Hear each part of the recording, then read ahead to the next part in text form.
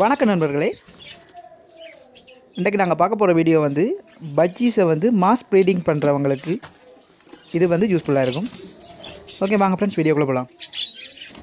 Friends, ஒரு பெரிய கேஜுக்குள்ளே ஒரு 5-6 பறவைகளை போட்டு ஒருமிக்க ப்ரீட் பண்ணி அதிலேருந்து சிக் எடுக்கிறது தான் மாஸ் ப்ரீடிங். இந்த மாஸ் ப்ரீடிங் செய்யும்போது தான் நிறைய பிரச்சனைகள் வருது. ஒரு பறவையை முட்டை போடும்போது அந்த பறவையை வந்து வேறு பறவைகள் கொத்துறது, அந்த முட்டையை உடைக்கிறது, முட்டையை தள்ளி விடுறது, அது போட்ட குஞ்சை வந்து கொல்றது, இப்படி பிரச்சனைகள் வந்து கொண்டு இருக்கும். இதுக்கு வந்து முதலாவது ரீசன் என்னென்னு பார்த்தீங்கன்னா, அதாவது சண்டை பிடிக்கிற பறவைகளை நீங்கள் கேஜுக்குள்ளே வச்சுருக்கிறது. நீங்கள் பாருங்கள், எப்போயுமே வந்து ஒரு மாஸ் ப்ரீடிங் போடும்போது 1-2 பறவைகள் மட்டும்தான் அப்படி வேறு பறவைகளை அட்டாக் பண்ணி கொண்டு இருக்கும். அப்படியான பறவைகளை பிரிச்சுருங்க. அப்படியான பறவைகளை பிரித்து தனியாக செப்பரேட்டில் போட்டுருங்க. அது அப்படி நீங்கள் செய்கிறதால ஒரு நன்மை இருக்குது. இருக்கக்கூடிய பறவைகள் போடுற முட்டைகள் எல்லாம் ஓரளவுக்கு பாதுகாப்பாக இருக்கும். அடுத்தது வந்து நீங்கள் ஒரு ப்ரீடிங் பாக்ஸோ போட்டோ வைக்கிறீங்கன்னு சொன்னால், அந்த ப்ரீடிங் பாக்ஸோ போட்டோ அதுக்குள்ளே ஒரு பறவை மட்டும் போகக்கூடிய அளவு ஓட்டையே வைங்க. நீங்கள் வைக்கக்கூடிய ஓட்டையை ரொம்ப பெருசாக வச்சிங்கன்னு சொன்னால் குயிக்காக வந்து மற்ற பறவைகள்லாம் பறந்து குயிக்காக உள்ளே போய் தட்டி விட்டுட்டு அந்த பறவை முன்னுக்கு வெளியே வந்துடுது.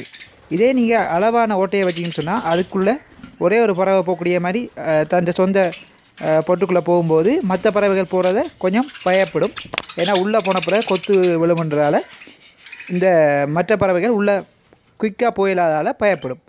ஸோ நீங்கள் வைக்கக்கூடிய ப்ரீடிங் பாக்ஸ் பொட்டுக்கு வைக்கக்கூடிய ஓட்டை வந்து ஒரே ஒரு பறவை மட்டும் போகக்கூடிய அளவுக்கு இருந்தால் போதுமானது.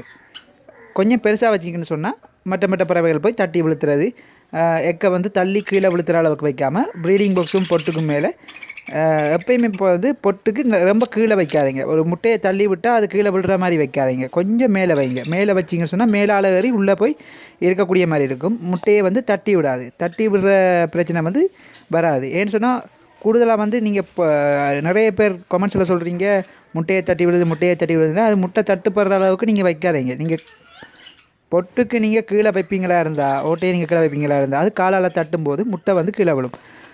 நம்ம ஒரு 80-90% வந்து மேலே நாங்கள் ஓட்டையை வச்சோம்னு சொன்னால் அது தட்டி கீழே விழுத்தாது. அப்படி தட்டி கீழே விழுத்தாத நேரங்களில் அது சம்டைம்ஸ் தட்டுற இதில் வந்தாலும் அடுத்த ட்ரிப்பில் வந்து அது வந்து அடக்காக்கும். அப்போ நாங்கள் வந்து அதுக்குரிய சான்ஸை வந்து கொடுக்கணும். அதுக்கனால பொட்டாக இருந்தாலும் சரி, ப்ரீடிங் பாக்ஸாக இருந்தாலும் வைக்கக்கூடிய ஓட்டையை வந்து எவ்வளோ உயரத்தில் வைக்கலுமோ மேலே வைக்கலுமோ அவ்வளோ உயரத்துக்கு வைங்க. அடுத்து வந்து ஒரு குஞ்சு பொறிக்கிற நேரத்தில் பாருங்கள், நல்லா வாட்ச் பண்ணி பாருங்கள். இப்போ அந்த பறவை வந்து கூடுதலாக வந்து குஞ்சுக்கு வந்து சாப்பாடு கொடுக்குறதுக்கு நீங்கள் தினை வந்து ரொம்பவே 2-3 இடத்துல வைங்க. இப்போ நீங்கள் ஒரே இடத்துல தினையை மட்டும் வைப்பீங்களா இருந்தால் அது சண்டை பிடிச்சி தானும் சாப்பிட்டு இருக்கக்கூடிய குஞ்சுகளுக்கும் சாப்பாடு எடுத்துகிட்டு போகிறது ரொம்பவே கரைச்சல். அதனால் நீங்கள் இப்போ ஒரு இடத்துல சாப்பாடு வைக்கிறீங்கன்னா தண்ணி வேணுமெண்டா ஒரு இடத்துல வைங்க.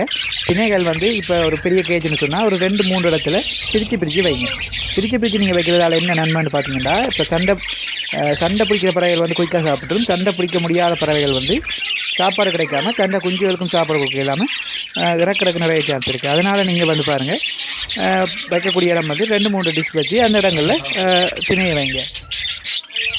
அடுத்து வந்து தண்ணி எப்பயும் க்ளீனாக வச்சுக்கொள்ளுங்கள்.